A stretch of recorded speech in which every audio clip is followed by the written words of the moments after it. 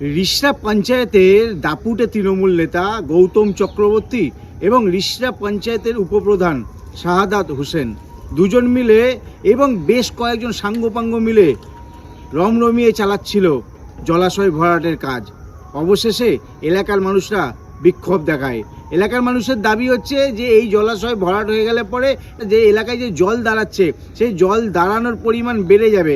তার কারণ এলাকায় জলটা এই জলাশয়ে এসে পড়ে, এই জলাশয়টা যদি ভরাট হয়ে যায় তাহলে পরে এলাকায় জলের পরিমাণ বেড়ে যাবে, অর্থাৎ এলাকায় জল দাঁড়াতে থাকবে। সেই কারণে এলাকার মানুষরা বিক্ষোভ দেখায় এবং বিক্ষোভ দেখানোর পর এলাকার মানুষরা তাদের ঘিরে ধরে মাথার ওপর একের পর এক ডিম ফাটায়। ডিম ফাটানো হয় রিষড়া পঞ্চায়েতের উপপ্রধান শাহাদাত হোসেনের মাথায়। শুধু তার মাথায় না, এলাকায় আরও এক পঞ্চায়েতের সদস্য, তাকেও পুলিশ আটক করেছে। তাকে উত্তরপাড়া থানার কানাইপুর বিট হাউসে নিয়ে আসা হয়েছে।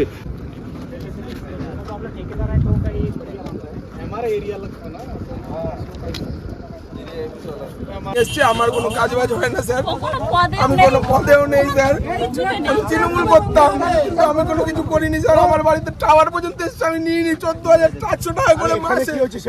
এখানে এরা নিয়ে এসছে, বলছে তুই এর মধ্যে জড়িত। আমি বলি না, আমি জড়িত। পঞ্চায়েত সদস্যকে নিয়ে যাচ্ছে, আমি এর মধ্যে নেই স্যার। তাহলে তোর সঙ্গী ভঙ্গি ডাক, যারা ধমকি দিছিল কারা ধমকি দেবে? অবশ্যই জানিস, তুই তো বুঝলি না। আমার সাথে কথা বলুন না, আমার সাথে কথা বলুন। বলুন স্যার, আমার সাথে কথা বলুন। কি আছে, কি অভিযোগ আছে আমায় বলুন। আইন হাতে তোলার কারো অধিকার নেই। আইন কেউ হাতে তুলবেন না, কেউ আইন হাতে তুলবেন না, আইন হাতে কেউ তুলবেন না। ফাঁকা করুন। আমরা এসছি, কি অভিযোগ আছে দিন, যা ব্যবস্থা হবে সেটা নেওয়া হবে। অভিযোগ আছে, ফাঁকা করুন, ফাঁকা করুন, রাস্তা ফাঁকা করুন, ক্লিয়ার করুন, যার যার কাজে যান, চলুন। ফাঁকা করুন, ফাঁকা করুন। ধমকি দিয়েছে, ধমকি দিয়েছে, অভিযোগ করেছেন, ধমকি দিয়েছে, অভিযোগ করেছেন, ধমকি দিয়েছেন, আর অভিযোগ ছিল। ফালতু কথা কেন বলছেন? ফালতু কথা কেন বলছেন?